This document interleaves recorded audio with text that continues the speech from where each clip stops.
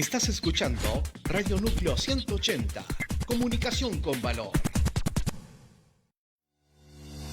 ¿Necesitas comunicar? ¿Buscas un espacio de expresión? Conéctate con tu audiencia a través de nosotros, Radio Núcleo 180. Somos un espacio de comunicación abierta e integral para nuestros comunicadores, oyentes, proveedores y colaboradores. Contáctanos al teléfono 55 76 78 03 23, escríbenos a contacto@núcleo180.com o visita nuestras redes sociales @radionúcleo180 y contrata ya tu espacio al aire. Comunicación con valor, Radio Núcleo 180.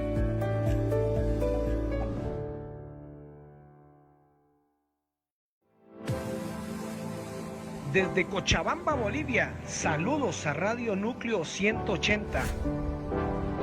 Desde España, saludos a Radio Núcleo 180. Senegal, Bachi, México, Nuyuma, Radio Núcleo 180. Portugal, saludos al Radio Núcleo 180.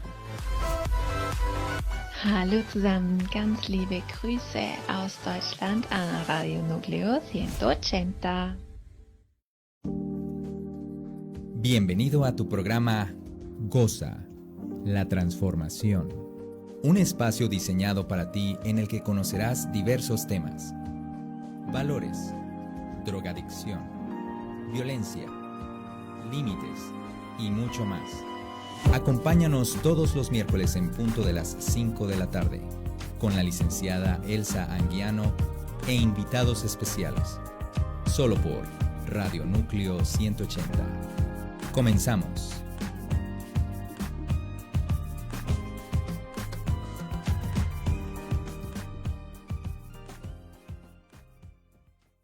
Apreciable público, buenas tardes, sean bienvenidos a su programa Goza la Transformación, como cada miércoles a las 5:30. Estamos aquí esperándolos para tener diferentes temas que nos dejen una gotita de conocimiento. Entonces, les damos las gracias por estar acompañándonos. Reciban un saludo de parte de la licenciada Elsa. No va a poder estar hoy este día en el programa, pero como siempre les deja saludos a todos ustedes. Y comenzamos con una invitada especial. La tengo aquí a mi derecha. Está acompañándonos en la mesa nuestra productora del programa, Marta Elsa. ¿Cómo estás? Buenas tardes. Buenas tardes, Chivis. Muy buenas tardes. Bienvenido, querido público, a este su programa Goza la Transformación en Radio Núcleo 180. Quédese con nosotros. Como todos los miércoles, tenemos datos importantes y vitales para usted. Así es, Martita. Gracias por estar el día de hoy con nosotros. Estelita, buenas tardes. ¿Cómo estás? ¿Qué tal? Muy buenas tardes. Como siempre, contentas y aquí, ya esperando a ver qué más podemos encontrar por aquí, o para recibir todas aquellas dudas que usted pueda tener a través del programa, y los comentarios que igual también son cosas que enriquecen mucho el programa. Así es, Estelita, muchas gracias. Un saludo a nuestro ingeniero de sonido, Brígido, buenas tardes, gracias nuevamente. Nunca nos vamos a cansar de decirte gracias por todo el apoyo que nos das. Nos regaña, querido público, pero no le hace, está aquí al pie del cañón. Todo con amor. Sí. Todo con amor. Según él, con amor nos regaña. Ok, y como cada tarde viene esa gotita de sabiduría que Estelita cada 8 días nos brinda. Vamos a ver de qué nos va a hablar el día de hoy. Estelita, por favor. Bueno, pues hoy no les traigo una reflexión, tampoco les traigo un dato curioso, tampoco les traigo un efemérides, pero les traigo una pequeña historia que quiero compartir con ustedes. Y el título de esta lectura se llama La historia de Sofía. Y usted me dirá, ahora, ¿por qué así? Bueno, porque va un poquito acorde a nuestro tema de hoy, que es un tema de mucha actualidad, de gran interés, y de que pues, posiblemente no estamos ajenos a todo eso, ¿no? Entonces, esta pequeña historia Se llama La historia de Sofía y dice así. Sofía era una joven de 30 años que había logrado un gran éxito en su carrera como ejecutiva de marketing. Sin embargo, su vida personal era un caos. Trabajaba largas horas, a menudo hasta altas horas de la noche y los fines de semana. Su relación con su familia y amigos había comenzado a sufrir y se sentía aislada y sola. Sofía había crecido en una familia que valoraba el éxito y la productividad por encima de todo.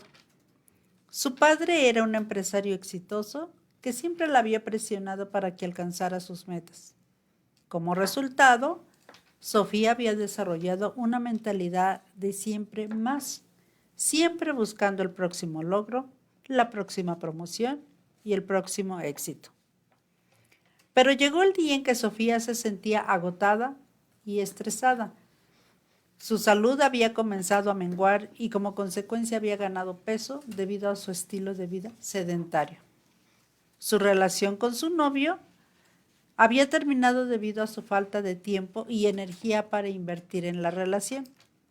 De repente, un día, sin previo aviso, Sofía se despertó en el hospital después de un colapso físico y emocional causado por el agotamiento extremo. En ese momento, ella se dio cuenta de que su estilo de vida insostenible había llegado a un punto crítico y que necesitaba hacer cambios para recuperar su salud y su bienestar. Sofía comenzó a hacer cambios en su vida. Dejó su trabajo como ejecutiva de marketing y encontró un trabajo que le permitía tener más tiempo para sí misma y para sus seres queridos. Comenzó a practicar algunos deportes, hacer algunos ejercicios y también cambió su plan alimenticio. Todo esto con la intención para reducir su estrés y mejorar su salud. También se unió a un grupo de apoyo para personas con vidas desequilibradas, donde encontró a otros que estaban pasando por experiencias similares. Con el tiempo, Sofía logró encontrar un equilibrio saludable en su vida. Aprendió a priorizar su salud y su felicidad y a decir no a las demandas que no se alineaban con sus valores y sus prioridades. Se dio cuenta de que el éxito no era solo sobre lograr metas y objetivos, sino también sobre vivir una vida plena y satisfactoria. ¿Cómo ven? ¿Qué opinan de esta historia tan interesante de Sofía? Mira, yo lo escucho tremendo porque te voy a decir, una compañera de uno de mis hijos, en sexto, a nivel primaria fue competitiva como no tienen ni idea. Los muchachos salían de excursión o algo y la niña llevaba libros porque tenía que aprovechar el tiempo de la salida de la escuela al lugar que iban y del lugar que iban a la escuela. Iba leyendo porque iba estudiando, la estresaban los exámenes, salen de primaria, salen de secundaria, salen de preparatoria. Empieza a estudiar medicina esta chica, pero con esa hambre de estudio, de conocimiento, pero también desgraciadamente se estresaba mucho. La chica no terminó. La historia de Sofía termina bien, recapacita, entiende y empieza a recibir información y ayuda. Pero esta chiquita, tal vez era por ignorancia en ese entonces, porque ya está, mi hijo ya tiene 42 años. Esta chica falleció hace como 20, porque ahora que lo vemos, pudo haber sido el estrés a lo que la llevó la competitividad que a veces tenía con ella misma. Entonces se desvelaba, no dormía, a veces no comía, porque estaba estudiando, porque iba a la escuela, porque se tenía que desplazar hasta universidad, etcétera, etcétera. Cayó enferma, empezó a adelgazar, que tenía, hasta que desgraciadamente falleció. Y la historia que nos cuentas, Estelita, va en verdad que como anillo al dedo con el tema que tenemos el día de hoy. ¿Usted cómo ve, Martita? Me dejó pensando mucho. Utilizó una palabra que probablemente no la hemos conectado anteriormente, digo yo. Dice, una vida desequilibrada. Y sí, cuando se rompe el equilibrio de la famosa tríada del bienestar, entonces es cuando empiezan a surgir las problemáticas. Sí. Porque muchas veces no es tanto el estrés, sino la consecuencia, y lo vamos a ver en esta tarde, de todo lo que implica vivir una vida agitada. Estos tiempos son exigentes. Si anteriormente sabíamos o veíamos o vivíamos tiempos complicados y exigentes, creo que ahora más.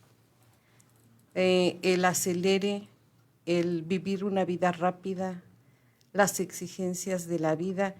Y bueno, pues ya también hemos hablado un tanto sobre si tenemos una figura de autoridad exigente que quiere de ti no te equivoques, el perfeccionismo, porque una persona como Sofía nos hablaba de esta misma situación, el perfeccionismo, y la llevó al límite. Como tú comentas, Chivis, hay quienes no nos damos cuenta hasta que empiezan a surgir por ahí foquitos rojos y entonces es cuando podemos hacer un alto. Y esta tarde... Sí, yo iba a complementar lo que dices, Martita. ¿Y cuántas personas están viviendo esta misma situación y no se dan cuenta? ¿Duerme usted sus 8 horas mínimo? ¿No se brinca el desayuno? ¿Se le pasa la comida? ¿Ya llegó cansado sin hambre? Y vamos a empezar a ver ahorita muchísimas situaciones que, por favor, siéntese con nosotros, acompáñanos, traiga una libretita, traiga una pluma, porque en verdad que vamos a recibir información que vamos a quedarnos, ay, el no dormir, eso me está ocasionando, porque es una situación difícil y complicada. El título de nuestro programa es Estrés al límite. ¿Y cuántas personas hemos experimentado por vivir una situación de estrés acumulado, consecutivo? Empezamos con dolorcitos de espalda. Me duele el hombro, me duele la cabeza. ¿Y qué recurrimos? Voy y tomo un analgésico. Voy y tomo, me empiezo a automedicar. Pero no estamos atacando la raíz del problema. Entonces, el día de hoy tenemos como invitada nuevamente a la doctora María Fernanda Hernández Torres. Ella, con su experiencia, su vasta experiencia, en esta tarde nos va a explicar, pero mire, así, punto por punto, aprovéchela. Invite a aquellas personas que usted ha detectado que andan por ahí en esta situación o que no se han querido atender o que desconocen que la raíz del problema es esto y sí tiene solución. Doctora María Fernanda, muy buenas tardes y muchas gracias por estar nuevamente con nosotros. Hola, buenas tardes. Les agradezco mucho por este espacio en el que podemos compartir temas tan importantes que a lo mejor todos podemos decir, tengo estrés y lo dejamos pasar desapercibido, pero se puede llegar a convertir en un problema caótico. Gracias. Así es. Y pues, ¿qué te parece si entramos ya así? Abordamos el tema. Sí, como que si nos frenamos tantito como que nos vamos a enfriar. Mejor, yo quisiera empezar preguntando, ¿tiene alguna referencia, algún año, algún dato de a partir de cuándo ya se denomina como estrés laboral, estrés al máximo, agotamiento físico crónico?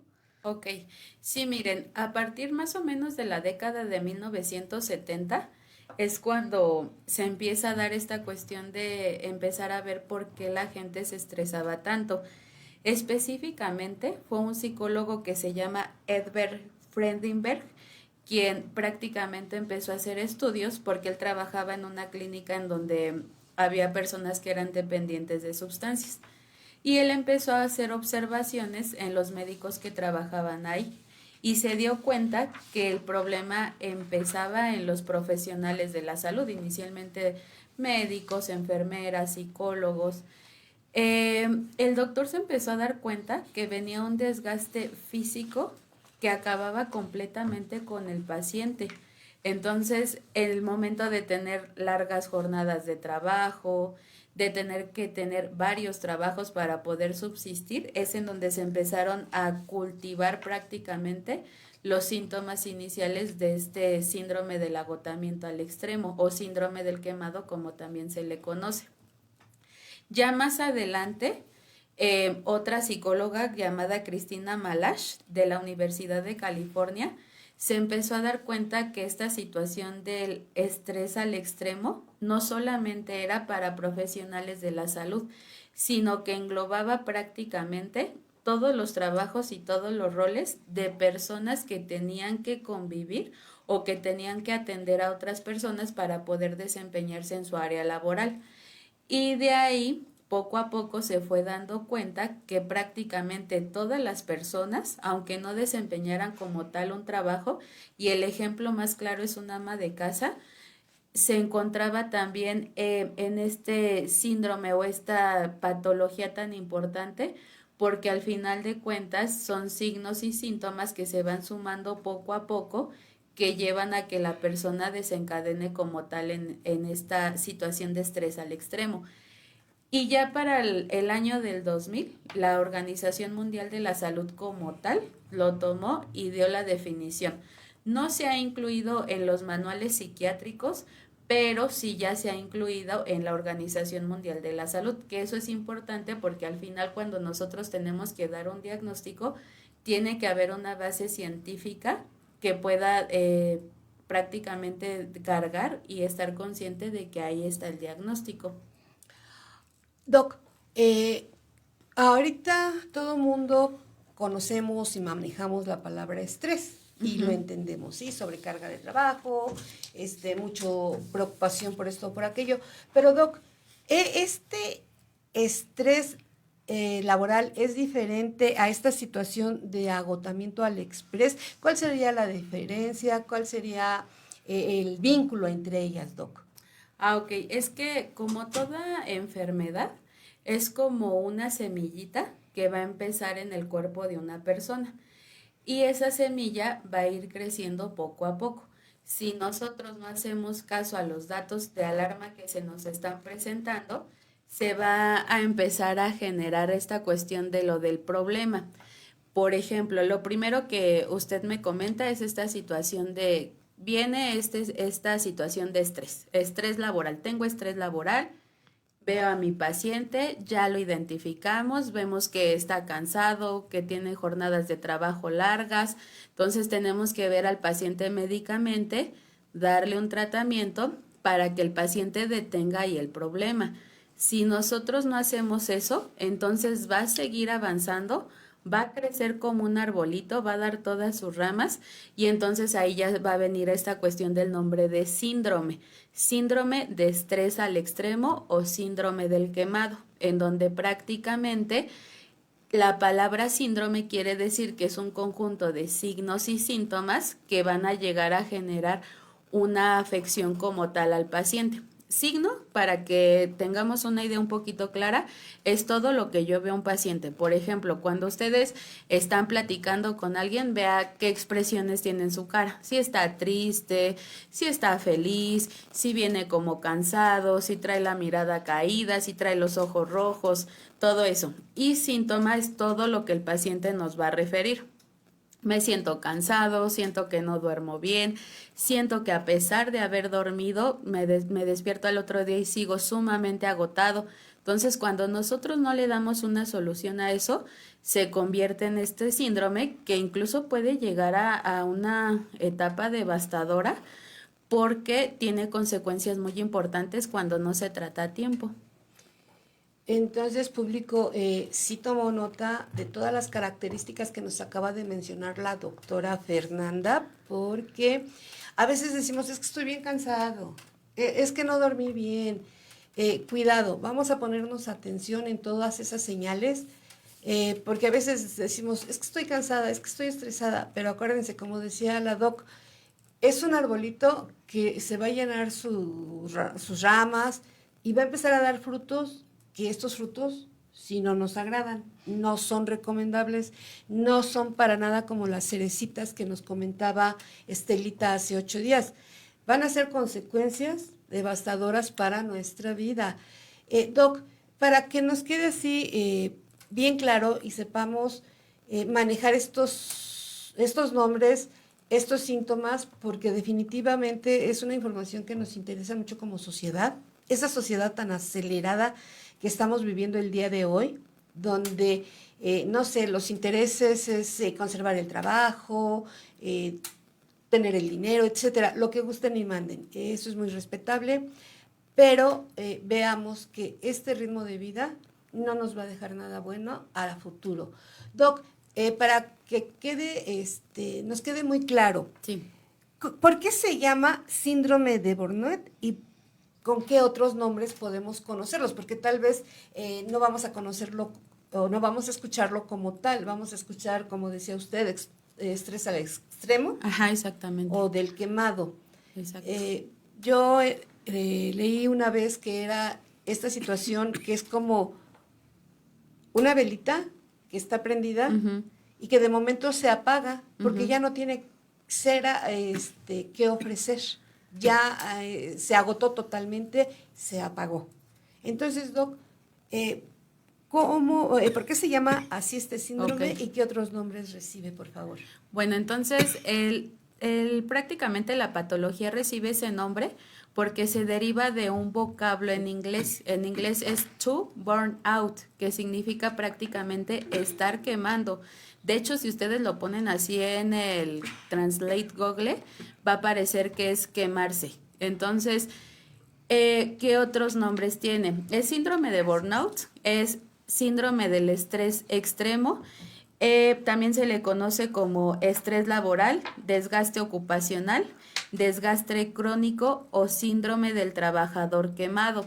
Y como usted lo indicaba hace un momento, es muy importante esa parte porque es como que yo tengo mis baterías y es la energía que yo voy a tener para funcionar en un día. Pero cuando yo no recargo mis baterías, que más adelante lo vamos a hablar, con buenos hábitos de alimentación, higiene del sueño, hacer actividad deportiva, entonces las baterías se van a empezar a agotar y en algún momento va a dejar de funcionar. ¿Y qué es lo que pasa cuando nosotros queremos hasta un aparato electrónico exponerlo a una sobrecarga de trabajo muy fuerte? Hasta se puede llegar a quemar o se puede llegar ahí en el contacto. Yo conecté 10 cosas que los 10 aparatos están funcionando al mismo tiempo, puede llegar a quemarse y es lo mismo que pasa con nosotros, nos quemamos por dentro. Y a mí me gusta bastante la fisiopatología que tiene esta situación porque más adelante lo vamos a ver. Hay biomarcadores en nuestro cuerpo que nos van a indicar cómo cuando aumentan ciertas hormonas nos empezamos a inflamar muy, muy rápido. Y entonces es como que yo tengo mi cerillito, lo fui haciendo poco a poco, no le di cuidado, hasta que en algún momento, ¡pum!, doy el jalón, el cerillo se prende y eso pasa con nosotros. No le di cuidado a mi cuerpo, no le di un seguimiento, no fui preventivo y en algún momento me sobrecargué de tantas cosas que ya no puedo más. Gracias. Me llama mucho la atención 2 nombres en especial, porque yo creo que ahí vamos a entender y vamos a captar lo preocupante de lo que es este síndrome, Doc. Usted decía estrés laboral. ¿Cuántos no levantarían la manita para decir, yo creo que yo lo tengo? O usted también dijo desgaste ocupacional.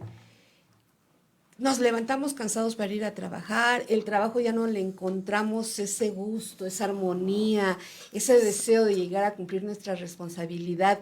Todo el tiempo estamos cansados. Doc, ¿nos sentimos enfadados en esta situación? Ay, claro. De hecho, ha llegado un momento en donde va a ser algo cíclico, ¿eh? No es algo como de que, hoy ya siento que ya tengo el síndrome y de que tengo el estrés prácticamente en los niveles más altos. No, va a ir poco a poco. De hecho, se va a ir cultivando y puede llegar a ser cíclico. Eso quiere decir que a lo mejor una etapa estoy bien, en otra etapa reviento, cambio de trabajo, empiezo bien y después reviento. Y eso pasa porque prácticamente Cuando una persona está en un lugar en donde no le gusta trabajar o que más bien no le gusta la tarea que le pusieron a desarrollar, que no tuvo la oportunidad de estudiar lo que él quería, en algún momento en donde ya el trabajo se vuelve como ser muy cotidiano, le va perdiendo el interés, entonces la persona empieza así, ay, hoy voy a faltar porque pues me siento cansada y ya falté. Entonces empezamos con ausentismo laboral. Otra parte es como que es que mi jefe es hiper exigente conmigo y yo ya no lo aguanto. Entonces, ese es otro detonante. Y así va a haber diferentes factores que van a llegar a desencadenar. Uno de los factores más importantes, pues es que en México se tienen estadísticas en donde prácticamente el 49.5% de sus trabajadores van a tener este síndrome de estrés laboral continuo. ¿Por qué? Porque somos un país tercermundista, porque por lo regular en México las jornadas de trabajo son de 8 horas, porque por lo regular los trabajos suelen estar lejos. Nosotros, por ejemplo, que estamos en el Estado de México, la mayoría de las personas, incluso, por ejemplo, mi papá, se tiene que desplazar hasta Ciudad de México, entonces son horas de tráfico, cruzar Indios Verdes que siempre está lleno, que ya pasó un accidente, entonces todas esas cosas van haciendo que la parte emocional de la persona, la parte de emociones, todo eso, el paciente lo va perdiendo poco a poco y entonces ya llegó al trabajo tarde, ya no tiene el bono de puntualidad. Por lo regular en México los salarios son muy malos por largas jornadas de trabajo, entonces todos esos factores hacen que la persona vaya desarrollando poco a poco el síndrome. Qué interesante, Doc, porque muchas veces decimos, ay, cambia de trabajo y te vas a sentir mal. Es que ahí estás estresado, ya no lo aguantas, no te gusta, cambia. Pero entonces ahorita estamos aprendiendo que esta situación es repetitiva, la puedo vivir en este trabajo y por mucho que me cambie a otro más cercano, mejor pagado, menos horas, ya está ahí acunado, por decirlo así, ya está germinando, ya se está gestando, sería la palabra. Ya se está gestando y aunque cambiemos de trabajo, esto va a volverse a repetir. Entonces no podemos decir, ya cambié de trabajo, ya estoy bien y se acabó.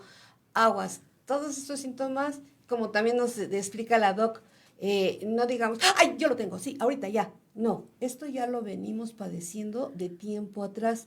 Entonces, mucho ojo con esta situación, ¿no, Martita?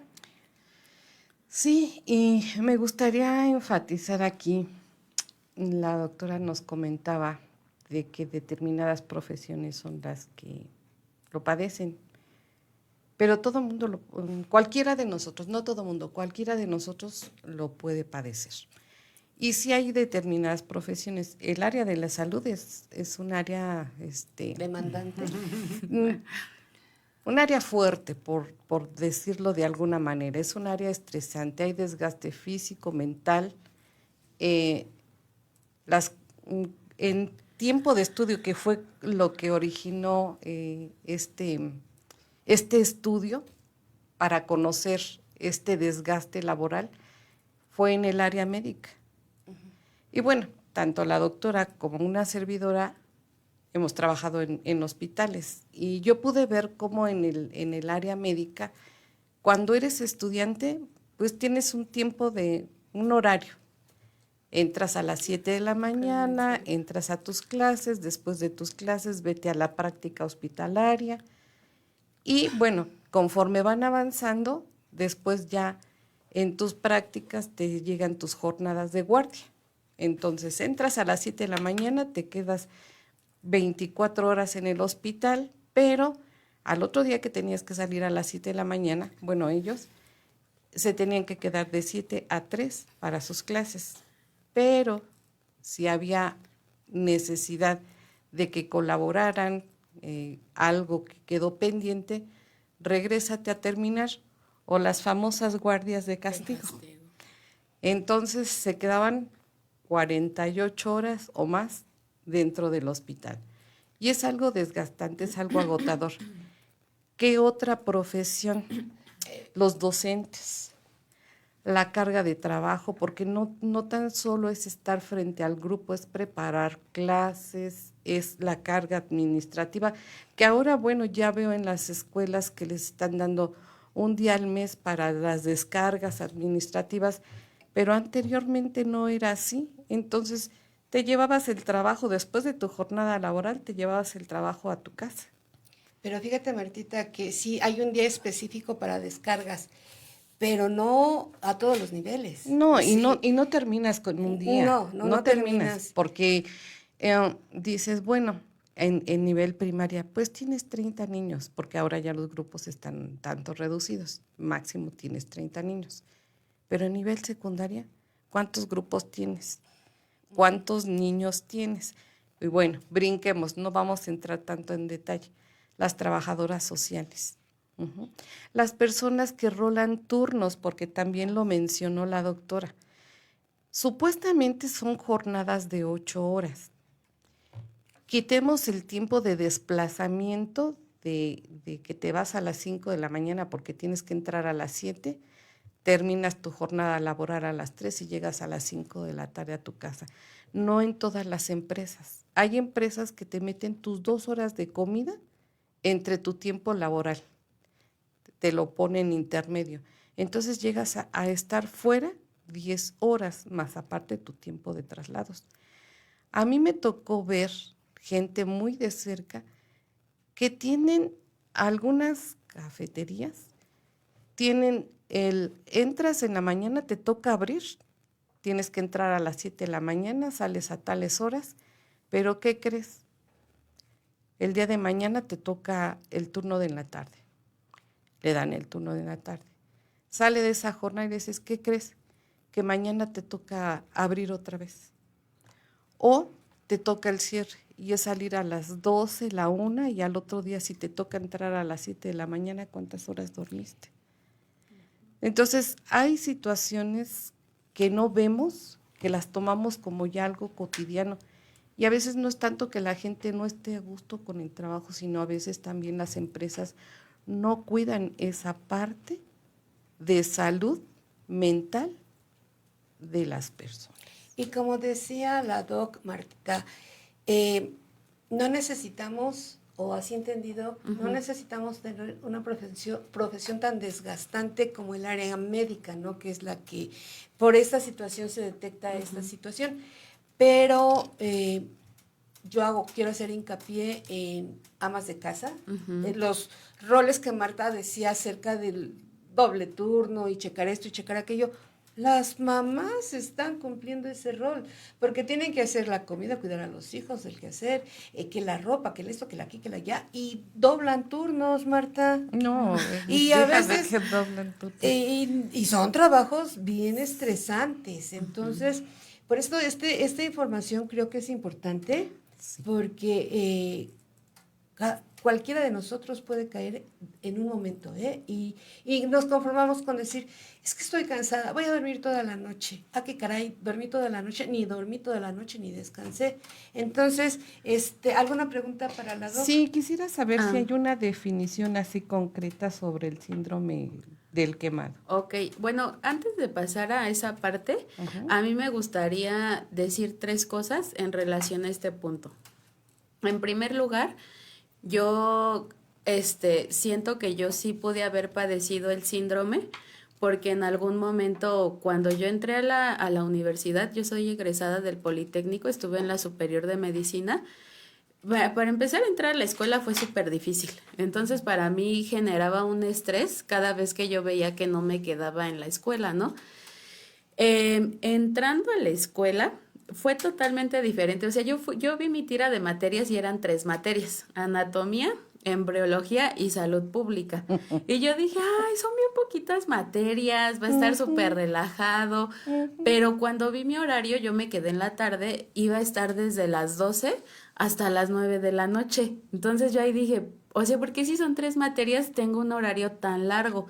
Entonces ya de ahí me metí en una como práctica, que era el el laboratorio de embriología, ir al anfiteatro y hacer prácticas en el hospital en relación a salud pública. Entonces, todo eso, desde el primer semestre que yo estuve en la carrera, tuve un maestro súper exigente, más porque yo fui de cambio de carrera. Primero estudié un año de economía y después en el poli, en ese tiempo podías hacer tu cambio, me dieron el cambio y me quedé. Pues el maestro era súper exigente con las personas que éramos de cambio de carrera. Para no hacer este cuento largo, por contestarle un día algo que a él no le pareció, tuve que recursar a anatomía. Entonces, desde ese tiempo, yo me fui enfrentando a situaciones muy difíciles.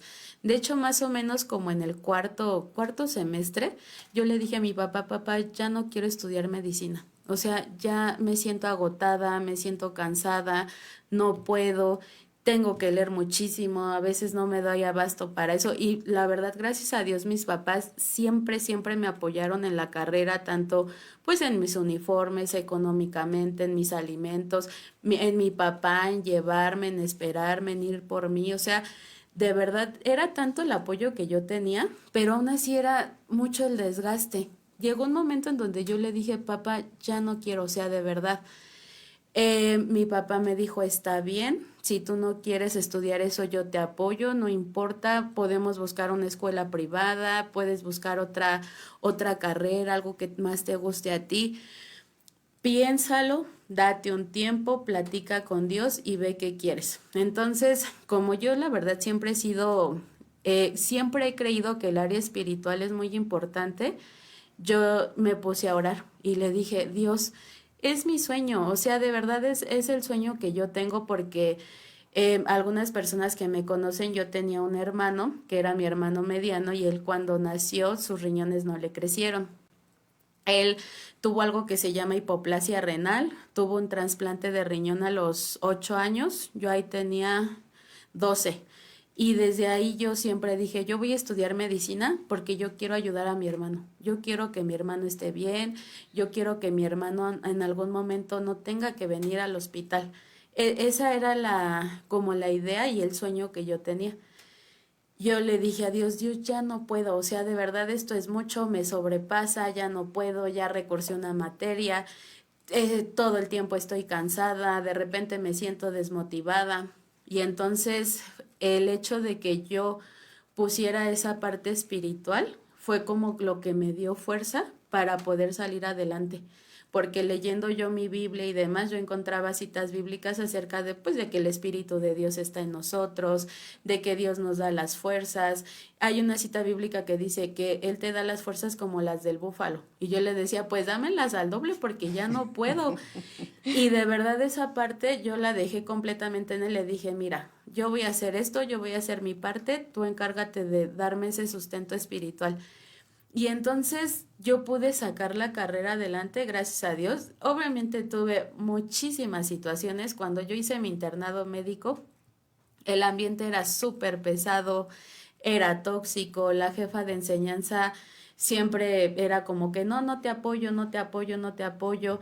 Entonces fue muy difícil y la verdad fue súper pesado poder sacar el título, pero gracias a Dios el día de hoy estoy aquí. Puedo decir, terminé mi carrera y a pesar de todos los obstáculos que pudieron llegar a ver, siempre tuve como esa parte espiritual, la parte de la red de apoyo en mi familia y pues el hecho de que yo decía, pues yo tengo que hacer algo para estar bien y eso me ayudó. Entonces esa era una. La otra era que también que creen que nos estamos enfocando mucho a la parte de los adultos, pero yo en la consulta tengo niños y tengo adolescentes que ya empiezan con datos del síndrome y sobre todo empieza con papás que son hiper exigentes, en donde el papá, tienes que hacer esto, tienes que hacer el otro, o sea, sí está bien que tú a tu hijo lo motives, ¿no? De, a ver, hijo, tú tienes que ser el mejor, tienes que echarle ganas, un día tienes que tener una carrera, pero llega tanto esa como sobrecarga de trabajo que nosotros ponemos en los niños que tengo adolescentes que están padeciendo ya el problema. Y yo veo llegar a mi consulta a los adolescentes, llegan desmotivados, llegan cansados, no quieren, a veces les digo, ¿por qué vienes a consulta? Ay, no se me trajeron, con una apatía súper evidente. Entonces, también es importante que nosotros tengamos como precaución en esa parte de ver cómo están nuestros hijos, qué estamos haciendo nosotros como papás, si les estábamos dando esa red de apoyo. Y la otra que quería hablar, pues es que apenas fue el 8 de marzo y fue esta cuestión de lo de la mujer. Y también se tienen estadísticas en donde las mujeres tienen más o son más propensas a desarrollar el síndrome, porque por lo regular en los trabajos no se da como esa equidad de género que debe de haber. ¿Qué quiere decir? Los hombres van a ocupar los rangos más altos, pero las mujeres van a ser las que van a terminar resolviendo el problema que tiene una empresa, por ejemplo. Uh-huh. Y los hombres van a tener menor carga de trabajo, porque cuando la mujer sale de su trabajo, señores, y se los digo por experiencia, va a casa, hace comida, hay que hacer esto, el otro. Entonces también una parte importante es que nosotros en nuestro matrimonio, pues gracias a Dios yo la tengo, nuestra pareja esté en esa parte de yo hago esto, yo hago el otro, porque al final somos un equipo y tenemos que trabajar para que salgan las cosas bien, no para que salgan las cosas mal. Entonces, esos 3 factores a mí me parecieron importantes, porque a veces pasamos desapercibidos que ciertas personitas, sobre todo los más pequeños de la casa, lo pueden llegar a padecer, pero también hay que tener cuidado con eso. Sí, Doc, gracias. Y es realidad de lo que usted está hablando. Tengo 3 puntos de lo que nos acaba usted de decir. Una, gracias a Dios, terminó la carrera, porque ¿a dónde iríamos a consultarnos? Yo creo que doctora de varias de nosotros, ¿sí? Entonces, afortunadamente la terminó. Y 2, ¿qué realidad es la de los estudiantes? Desde primaria, secundaria, a nivel bachillerato. Tengo alumnos que están en clase de 8 a 2, toman un relax porque a las 4 o 5 de la tarde empieza el curso, donde van a salir hasta las 8 o 9 de la noche y tienen que cumplir con la tarea de escolarizado, por llamarlo de esta manera, que no es nada más 1, 2, 3 materias, todos dejamos tarea. Curso también exige mucho porque, como decía, es el estudio para el siguiente paso, para los que quieren hacer examen, y realmente yo he visto alumnos cómo se desboronan por la presión, por el estrés, y más cuando le dicen no quedaste. En realidad que para ellos, padres de familia, ahorita yo les pido, por favor, sean más empáticos, más comprensivos, porque los muchachos, el no quedarse en la escuela que querían ellos, es un golpe que los derriba. Y si añadimos que en casa hay papás, porque así yo lo he visto en los alumnos, es que mi papá me dijo, ya ves cómo tu hermana sí se quedó, es que otra vez tenías que salir con lo mismo, pues que no le echaste ganas, que no estudiaste. Entonces, realmente los muchachos es una carga emocional, Doc, tremenda. Y aparte la carga de lo, no laboral, pero sí de lo estudiantil, que tiene que cumplir con todas las áreas. Y aparte está el que quiere jugar fútbol, que yo creo que es un momento de relax.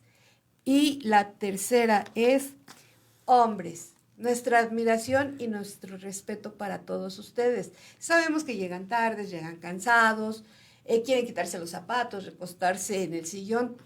Esa es la carga que entiendo, Doc, de la que hablaba hace rato. La mujer, por naturaleza, por lo que gusten llamarle, llegamos a ver cómo están los hijos, llegamos a ver cómo está la ropa, qué se va a comer el día de mañana. Entonces, yo creo que estoy con usted, Doc. Definitivamente, el matrimonio debería de ser un equipo.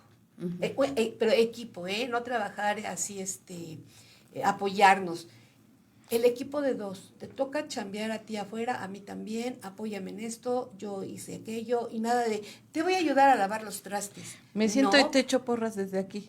Sí se puede. Sí, no, se trata de dejar los pompones, como bien dice Martita, y arremangarte la manga y entrarle a los trastes, a la barrida. Porque en verdad, los matrimonios que viven así, Doc, no me dejará mentir, se les nota. Sí. Se les nota que trabajan en equipo. Porque ya no nada más es el quehacer, eso como que vincula emocionalmente a la pareja, aunque usted no lo crea. Martita, ¿tú querías preguntarle algo? Pues sí, le pregunté, pero yo creo que ya está se me olvidó. Es que está tan emocionante y tan sabrosa la plática. Y la verdad es que es interesante, es un tema tan amplio, multifactorial, porque a veces nos centramos en una situación como por ejemplo ahorita carga de trabajo, pero no tan solo es eso, hay otros factores que están inmersos. Bueno, yo preguntaba sobre si existía alguna definición para este síndrome. Considero que es importante hacer mención de eso. Sí. Sí hay una definición como tal para el síndrome, la voy a decir para no equivocarme, y dice, se describe como una forma inadecuada de afrontar el estrés crónico. Los rasgos principales va a ser el agotamiento emocional, la despersonalización y la disminución del desempeño personal. Aquí va a haber una experimentación o una combinación en donde va a haber agotamiento físico, emocional y mental que puede llegar a manifestarse de diferentes formas. Y cuando yo estaba leyendo esta cuestión de la ¿cómo se llama?, de la definición, de esta forma inadecuada de afrontar el estrés crónico, yo decía, pero ¿quién nos enseña a afrontar el estrés? ¿Quién va a ser prácticamente quien nos diga, a ver, sabes que cuando tengas esta situación va a pasar esto, vamos a hacer esto? Porque si nosotros nos ponemos a pensar, a lo largo de nuestra vida, creo que yo en la prepa llevé una materia que se llamaba salud mental, pero no me acuerdo que me enseñaran algo en relación a cómo poder enfrentar mis emociones o cómo poder reconocer cuando tengo emociones que me pueden llevar hacia algo negativo. Entonces creo que esa parte de la definición sería importante en algún momento tratarla para que nosotros, ahora que ya empezamos a ver el problema, pues empecemos en las escuelas a ayudarles a nuestros alumnos, a nuestros pacientes, el cómo enfrentar prácticamente esa situación del estrés. Ahora está muy reciente en que pues vamos a terapia y demás, y creo que una de las cosas que más nos ayudan o nos sirven pues es el hecho de mantener una respiración adecuada, saber inhalar, saber exhalar completamente. Y déjenme decirles que yo creía que prácticamente ya todos estábamos como envueltos en eso. Apenas esta semana tuve una paciente que ella tiene una situación de ansiedad importante y ella me comentaba que pues que va al psicólogo. Entonces yo le dije, pues ya tu psicólogo te debió de haber hablado de esta situación de las respiraciones y como que se me queda viendo raro y le digo, ¿qué pasó? Y dice, no, es que yo no sabía de eso, no me habían enseñado esa parte. Entonces creo que es importante esa situación en donde enseñemos a nuestras personas a poder afrontar el estrés para evitar caer en esta situación. Así es, mencionó algo que me está causando un poquito de ruido. Dentro de estos rasgos hablaba sobre la despersonalización. Claro. ¿Cómo se da esto? Porque a veces la persona no nos damos cuenta, pero mi vecino sí. Entonces, si tienen el dato, pues es algo que puede ayudar y salvar una vida. Bastante. Ok, aquí entraríamos prácticamente en donde de la definición va a tener 3 rasgos. El segundo rasgo va a ser la despersonalización. Eso quiere decir que la persona ya no va a estar satisfecha con lo que él hace, que prácticamente hace las cosas como por ser una máquina, pero ya no porque le agrada. Por ejemplo, si yo estuviera enfrentando el síndrome, cuando alguien viene a consulta, ay, ¿qué tienes? Ajá, sí, y ni siquiera lo veo a la cara, nada más escribo, ay, sí, tómate esto y ya. Entonces, esta cuestión de la despersonalización es una defensa para protegerse de los sentimientos que la persona tiene de impotencia hacia sí misma.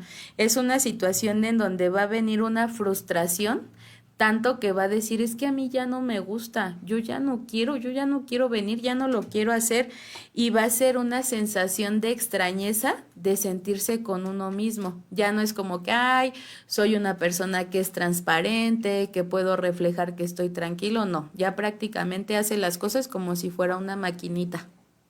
Y es tremendo eso de la despersonalización. Yo tenía una compañera que en algún momento dijo, estos chamacos no aprenden, nada más dan lata. Sí, porque estaba sobrecargada de trabajo y realmente ella decía, a mí ya no me interesa que aprendan o no. Dejó su motivación, bueno, ya no tuvo la motivación, ya no tuvo eso que nos llena dentro del trabajo, así entiendo que se despersonalizó totalmente de su trabajo por esta misma situación. Y seguramente ella tampoco sabía que tenía un estrés, ¿cómo se llama? ¿Estrés al extremo? Estrés al extremo o profesión al máximo, ¿cómo nos dijo? Es agotamiento laboral, cansancio extremo y estrés al extremo, o síndrome del quemado. Lo estaba padeciendo porque realmente ella era muy buena docente. Y de momento, al grado de decir, ya no me importa, que aprendan, que no aprendan, me da igual. Y es que hay personas que también lo manifiestan con agresividad. Claro. Sí. Muy violentas, se vuelven muy violentas. A mí me tocó ver una persona que yo creo que fue la gotita que derramó el vaso. Y de repente, bueno, ¿de dónde le salieron las fuerzas? Corrió y alcanzó a la persona y ya la iba a golpear. Sí. Por una situación que se había vivido de estrés, pero bueno, como comenta la doctora, esto es cíclico, se venía dando, no se atendió a tiempo, hasta que llegó este punto de crisis, que se tuvo que tomar medidas, la tuvieron que llevar hasta el psiquiátrico. Sí. Entonces es algo que debemos, por eso la importancia de, recuerde, goza, básicamente, siempre manejamos la prevención. Así es. ¿Chivis, alguna pregunta? Sí, referente a lo que está hablando, Doc, dice que son 3 características, nos habló ya de una. De una vez nos puede mencionar las otras 2 para que no perdamos el hilo. Claro, en la presentación clínica, entonces, la primera sería el cansancio o agotamiento emocional, en donde prácticamente la persona va perdiendo poco a poco esta energía, esta motivación que tiene hacia su trabajo, se va a empezar a sentir desgastado, va a sentir sensación de fatiga. Ya después va a venir lo de la despersonalización y por último va a venir la cuestión del abandono de la realización personal, en donde prácticamente quiere decir que el trabajo va a perder el valor que tenía para la persona. Por ejemplo, si a mí al inicio me gustaba venir, trabajar, dar mis consultas, tener cierto horario, ahora digo, no, yo ya no quiero trabajar, yo ya no quiero ver pacientes, yo ya me cansé, es más, yo ya ni siquiera me actualicé, ya no sé qué tratamiento dar, porque prácticamente todo eso va envolviendo a la persona. Y uno de los datos importantes que va a aparecer es la falta de concentración. Ya la persona, como está tan envuelta en todo lo que tiene y como su cuerpo a nivel orgánico va a empezar a expresar factores de inflamación continua, el cerebro prácticamente va a estar al límite, que ya prácticamente es como, ay, es que, ¿por qué bajé al archivo? ¿Qué iba a hacer aquí? Ay, no, es que le pedí a los niños esta tarea, pero ¿por qué se las pedí? Y entonces empezamos con esa cuestión y son las 3 etapas de la manifestación clínica del síndrome del quemado. Pero ya estamos hablando aquí ya de algo más profundo, más fuerte, porque ya se están dando signos rojos orgánicamente. Perdón, Chivis. Sí, es que realmente esos comentarios son los que nos hace falta escuchar para ir checándonos a nosotros mismos, porque es muy importante. Doc, antes de continuar, Estelita, ¿tenemos saludos, por favor? Claro que sí. Les mandamos un fuerte abrazo y un fuerte saludo a todas aquellas personas que están con nosotros. Fer Lara nos saluda, dice buenas tardes, maravilloso equipo de Goza. Hace un abrazo especial a mi tocaya y amiga, doctora Fernanda. Guadalupe Calderón, bendecida tarde, hermanitas. Silvia, Marta, Elsa, saludos a todos el Radio Núcleo. Gracias por su tiempo. Saludos a la doctora Fer, bendiciones infinitas. Las escucho desde Playa del Carmen. Siguiente programa, desde Playa del Carmen. Yareli Jiménez Julián dice, buenas tardes, saludos a todos desde San José Iturbide, Guanajuato. Saludos a Guanajuato. También rolar turnos es agotador y luego hay que doblar turnos desde las 2 a las 6 de la mañana. Al día siguiente, qué agotador. Saludos a la doctora Fernanda. Verónica Torres Díaz nos dice, hola Fer, Dios te siga dando sabiduría de parte de él, bendiciones. Antonio Hernández Maldonado dice, hola Ferchita, qué bendición escucharte compartiendo tus conocimientos para salir de la crisis. Ya llegó la porra de papá. Personas.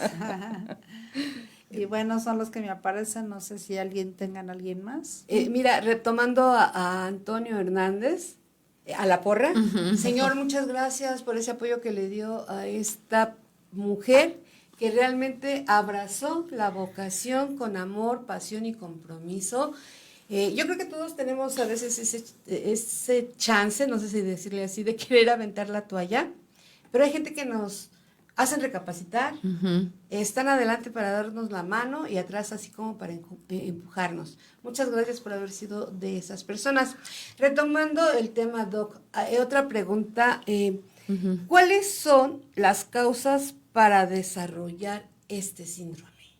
Ok, de las causas es algo que se llama multifactorial, quiere decir que va a haber muchos factores que van a poder desencadenar esta situación, pero entre las que son más importantes van a venir la crisis en el desarrollo de la carrera profesional, es decir, yo ya terminé una carrera, ya estoy en un trabajo, pero me siento estancado, ya no sé qué más hacer, no avanzo de nivel, no me dan un ascenso, prácticamente ya me quedé ahí.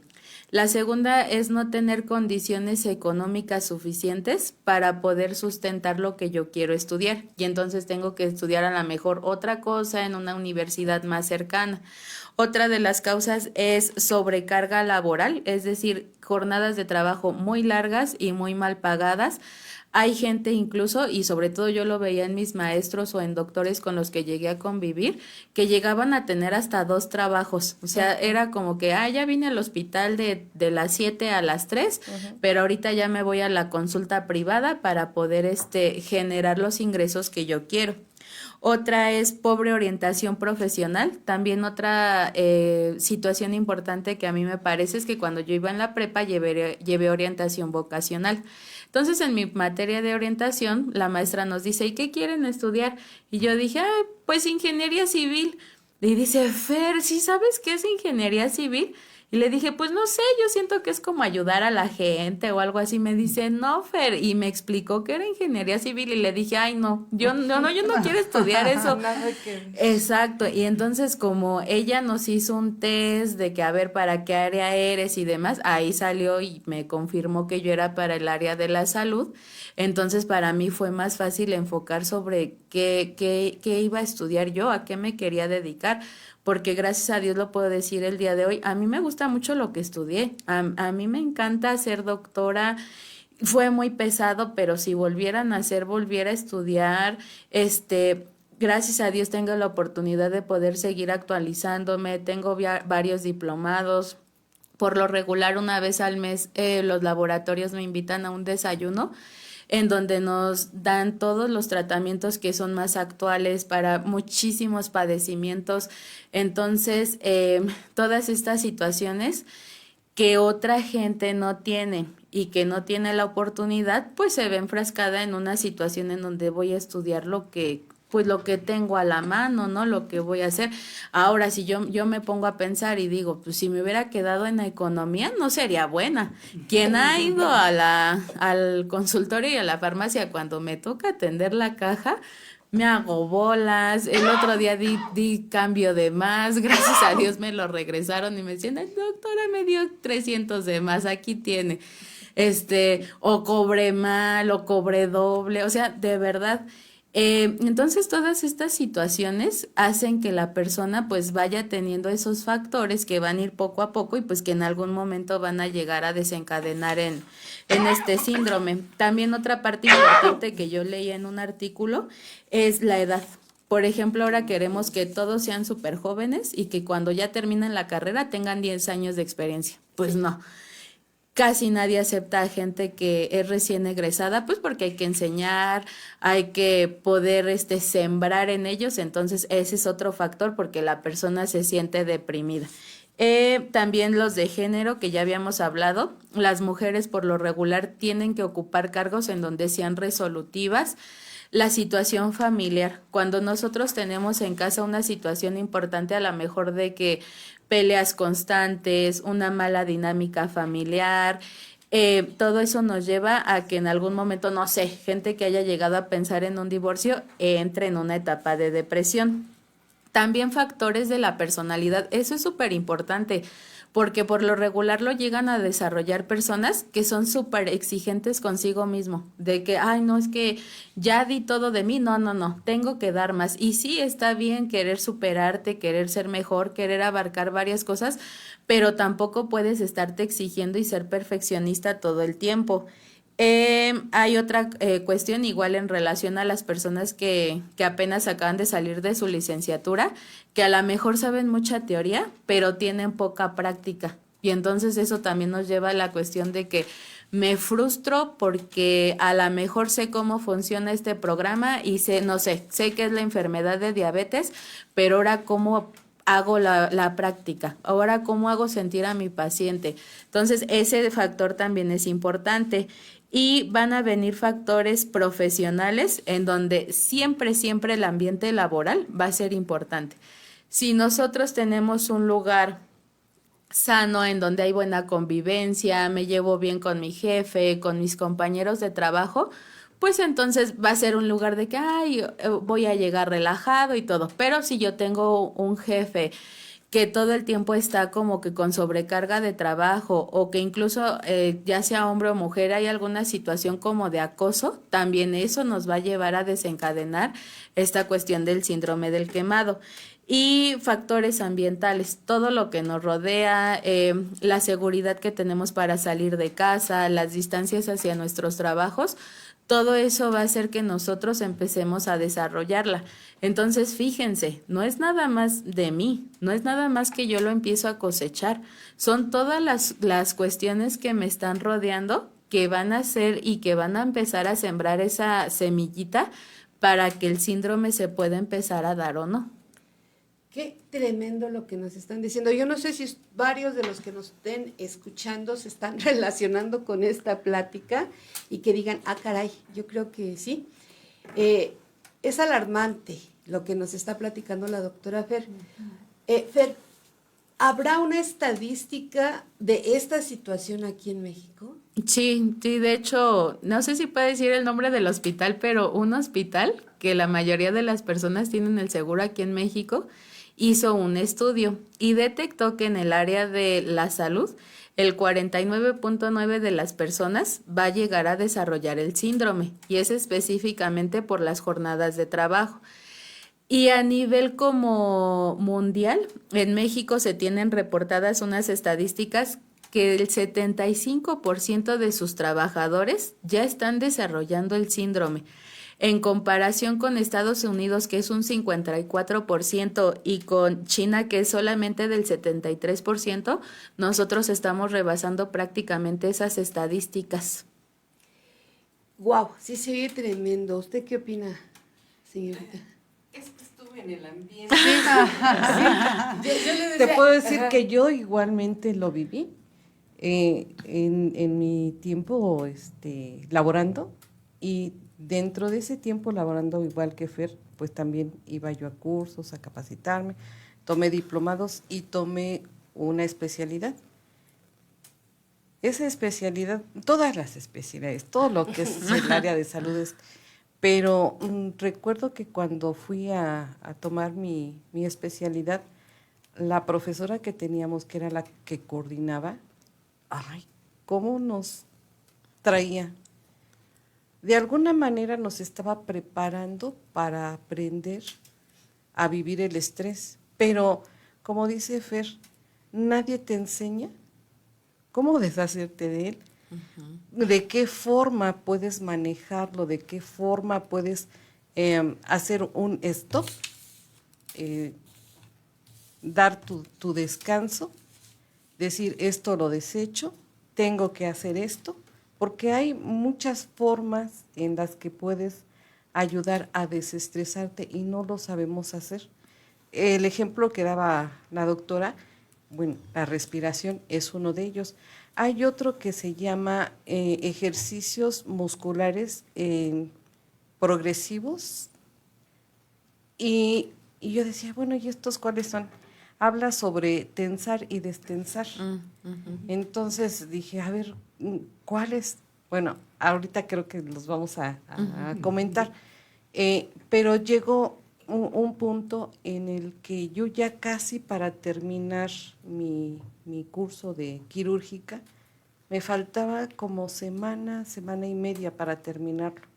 Era tan agotador que llegó el momento en que salí de quirófanos, ya era mi tiempo de salida, y veía yo el pasto, y yo me quería tirar en el pasto y quedarme ahí hasta forever.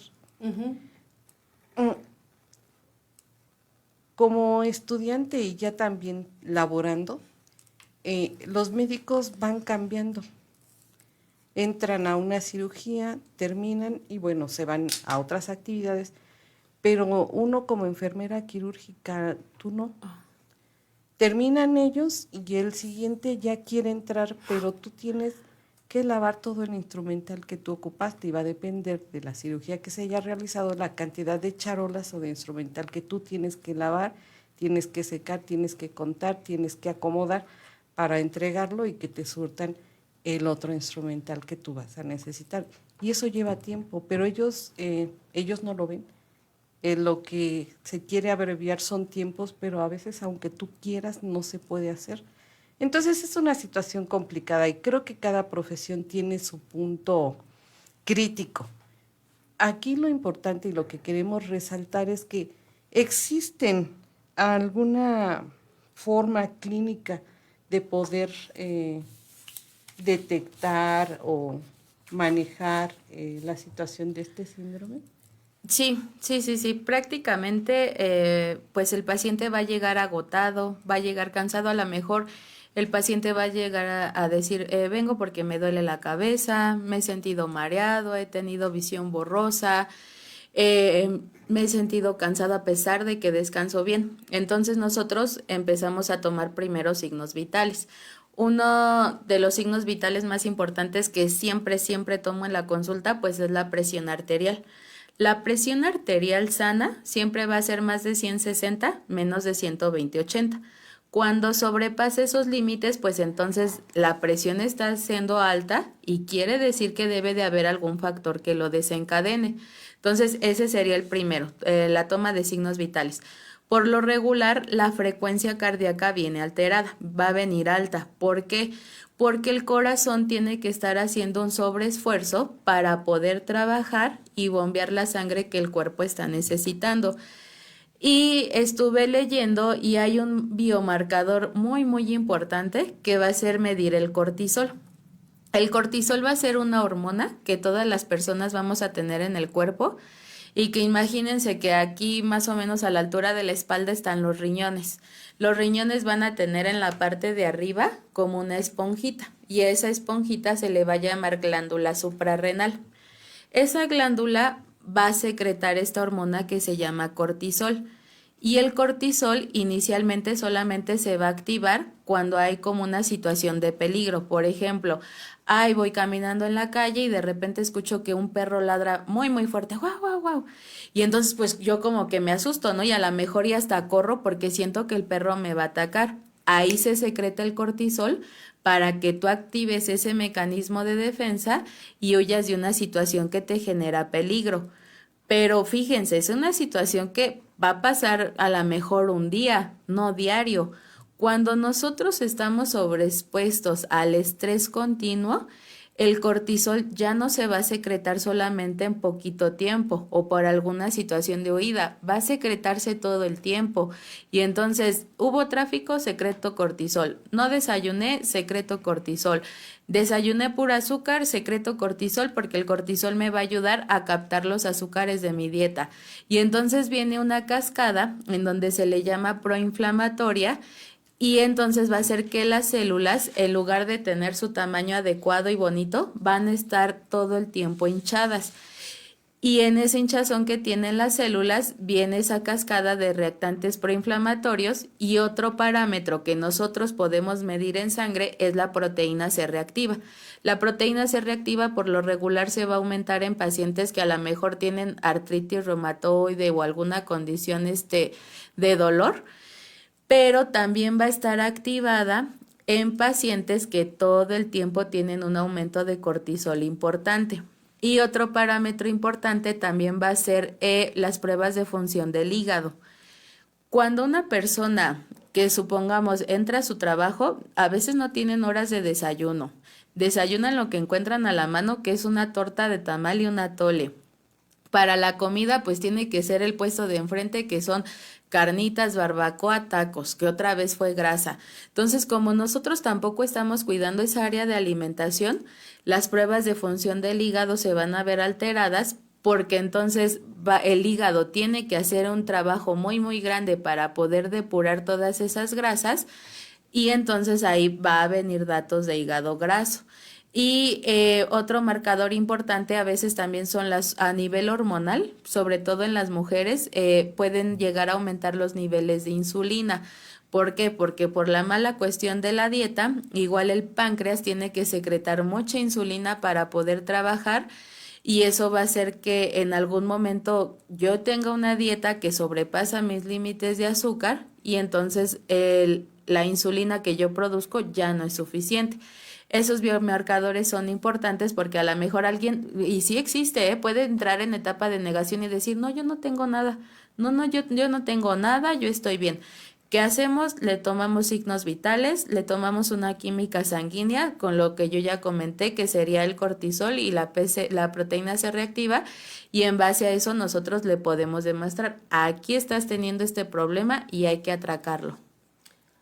Wow. Entonces, Doc, dando pie a todo lo que nos acaba de decir y lo que nos comentaba hace rato, que esto se va anidando poco a poco, va creciendo, podríamos decir o clasificar este agotamiento al extremo en niveles. ¿Hay niveles? Sí. ¿Se clasifican? Sí tenemos también esa clasificación de los niveles, y van a ser 4.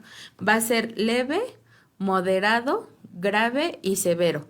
Leve prácticamente quiere decir que a lo mejor yo ya empecé a demostrar algunos síntomas que no han afectado todavía mi calidad de vida y no han afectado a las personas con las que yo me rodeo, porque de eso igual se caracteriza el síndrome.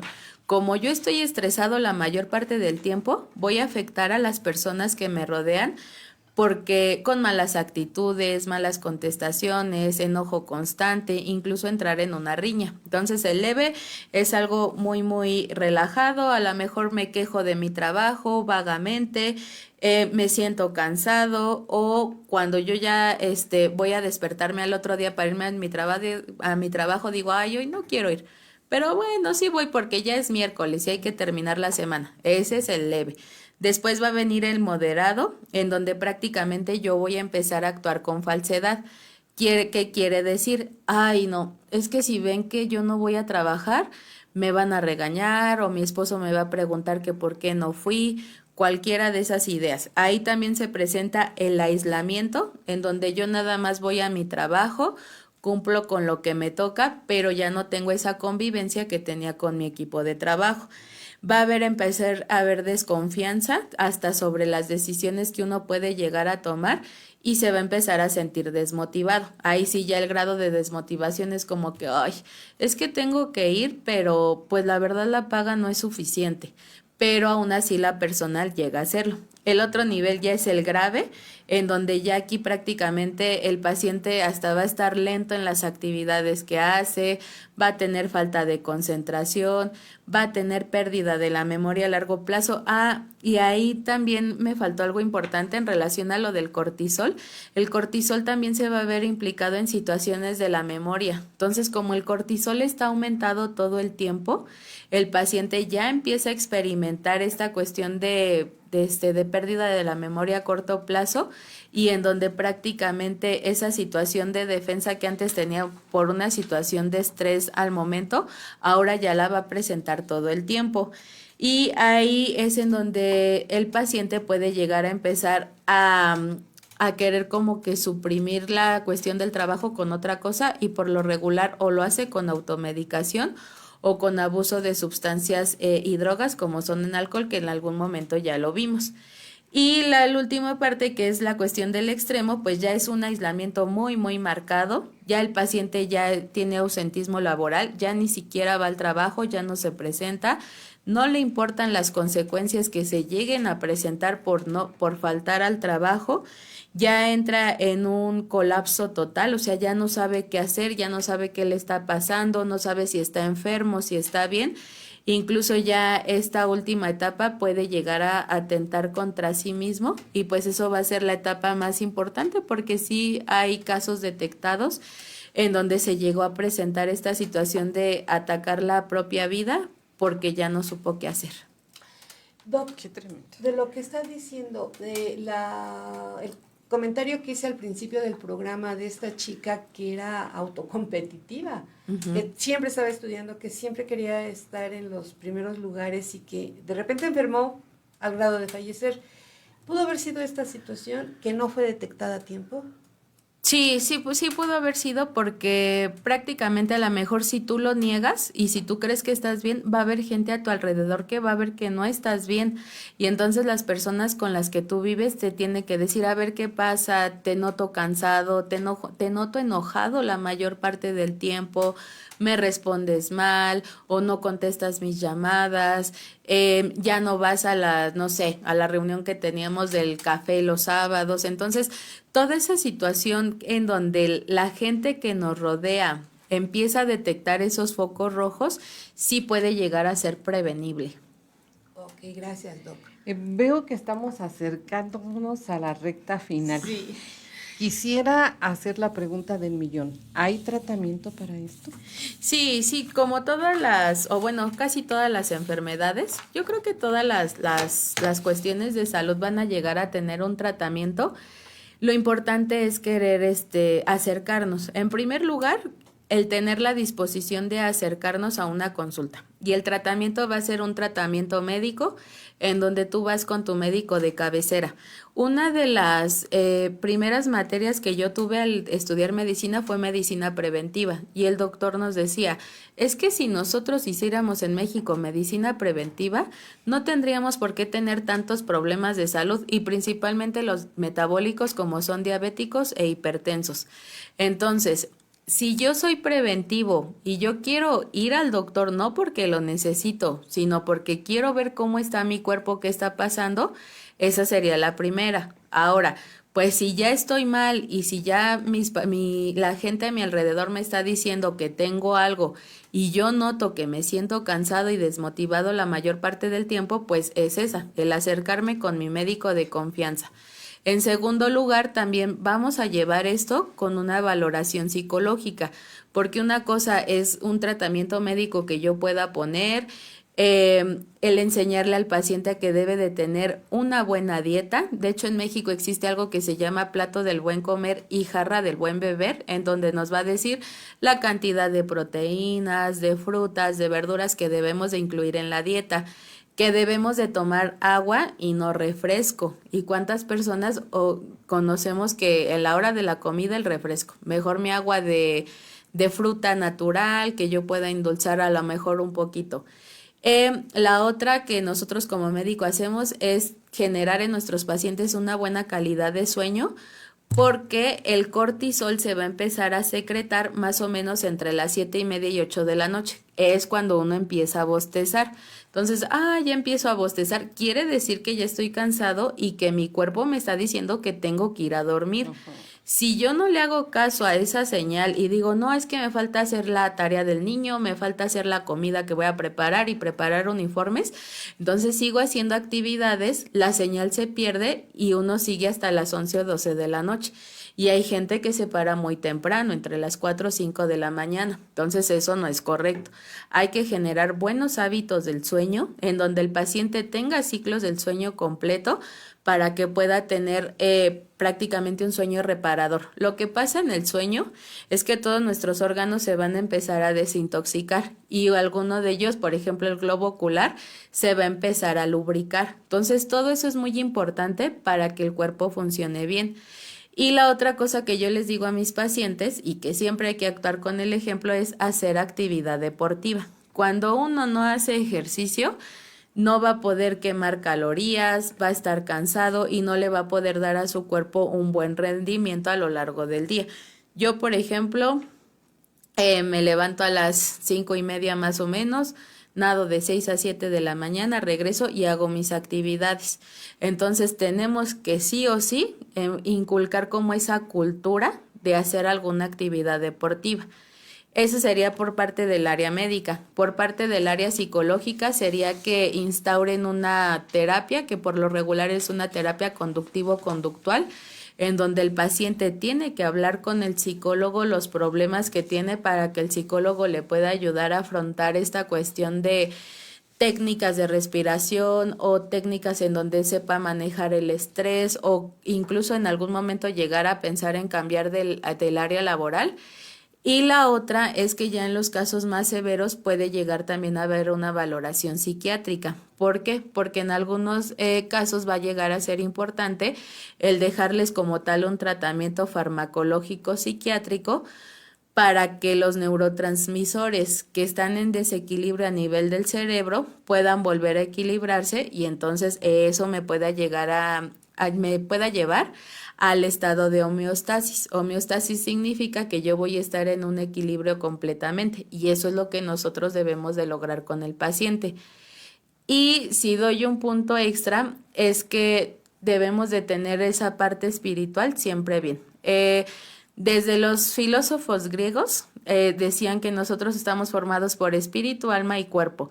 Si nosotros le damos a nuestro cuerpo lo que necesita con alimentación, ejercicio, si nosotros alimentamos nuestra alma de manera correcta y si tenemos nuestro espíritu en balance, entonces vamos a tener prácticamente un triángulo donde todo esté en equilibrio y funcione bien.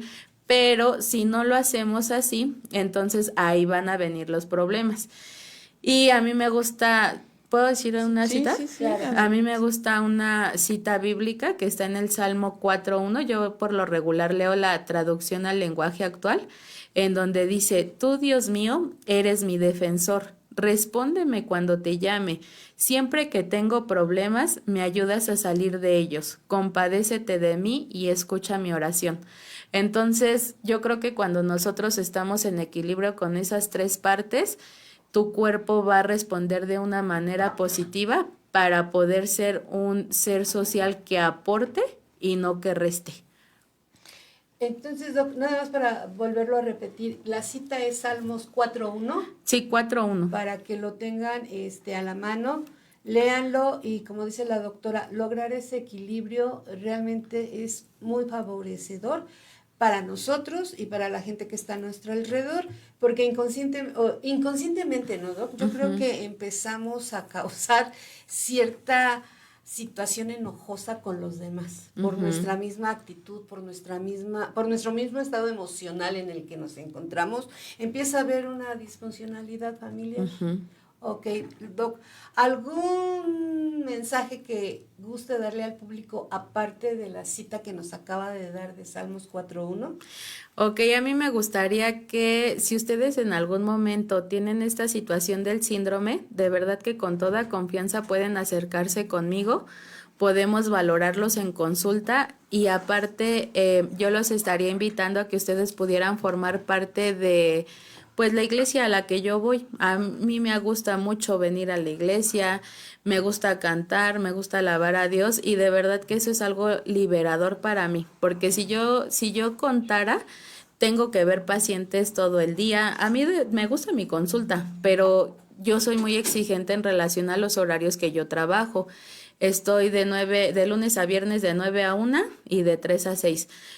Pero gracias a Dios la consulta está llena. Hay veces que no toda la gente alcanza consulta y me dicen, haga un espacio, por favor, esto, el otro. Si yo hiciera espacio y si yo hiciera excepciones por todos, créanme que todo el día estaría en la consulta. pero creo que también debemos de aprender esa parte, que nosotros debemos de aprender a poner límites y aprender a saber decir no, porque nunca vamos a darle el contentamiento a toda la gente.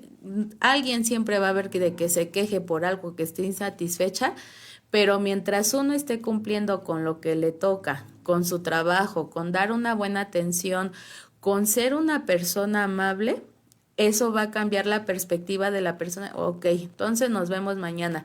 Y de verdad, si alguien tiene esa duda, pues yo con todo gusto les puedo compartir. Yo voy a Iglesia Cristiana Grupo Vida Nueva, prácticamente en la sede de San Lorenzo yo me congrego. Y pues de verdad que aprovechen esa oportunidad, porque ahorita ya la situación que nosotros vivimos está difícil en todas las áreas, en lo económico, en la seguridad como sociedad. Y yo, por lo menos que tengo hijas, quiero dejarles,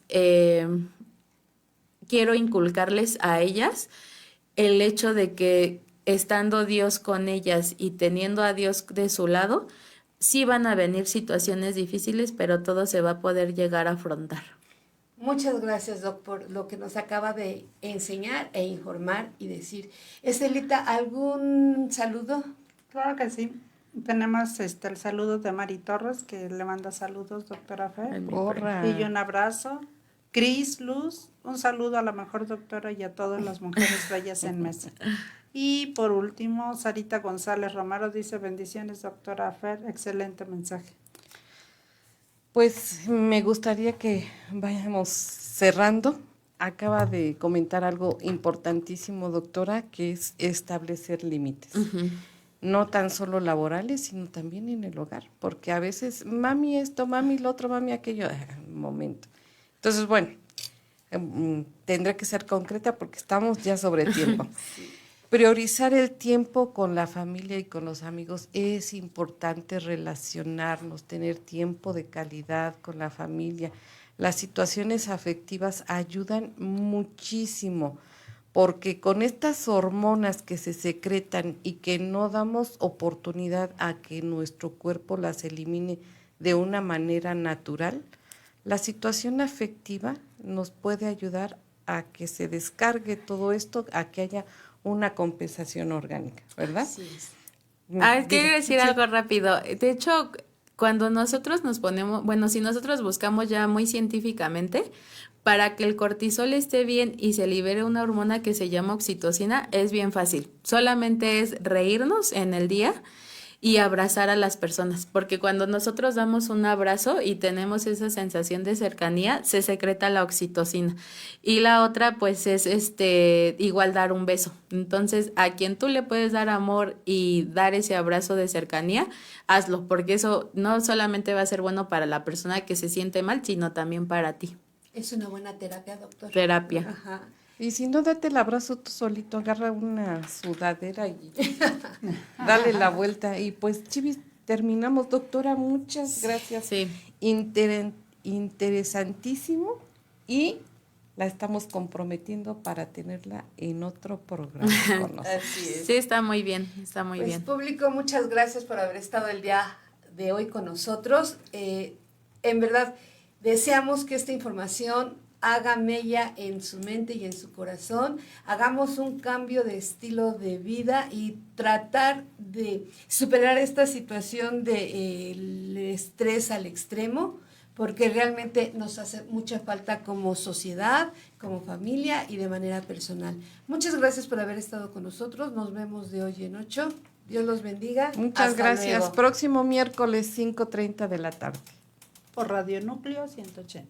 Eso.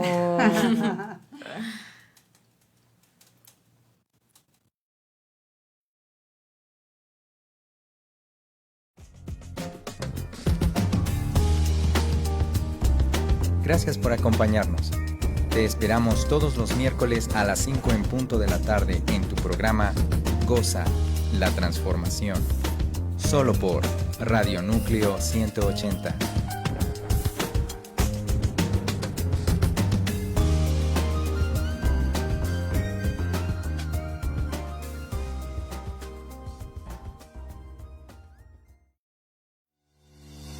¿Necesitas comunicar? ¿Buscas un espacio de expresión? Conéctate con tu audiencia a través de nosotros, Radio Núcleo 180. Somos un espacio de comunicación abierta e integral para nuestros comunicadores, oyentes, proveedores y colaboradores. Contáctanos al teléfono 55 76 78 03 23, escríbenos a contacto@nucleo180.com o visita nuestras redes sociales @Radio Núcleo 180 y contrata ya tu espacio al aire. Comunicación con valor, Radio Núcleo 180.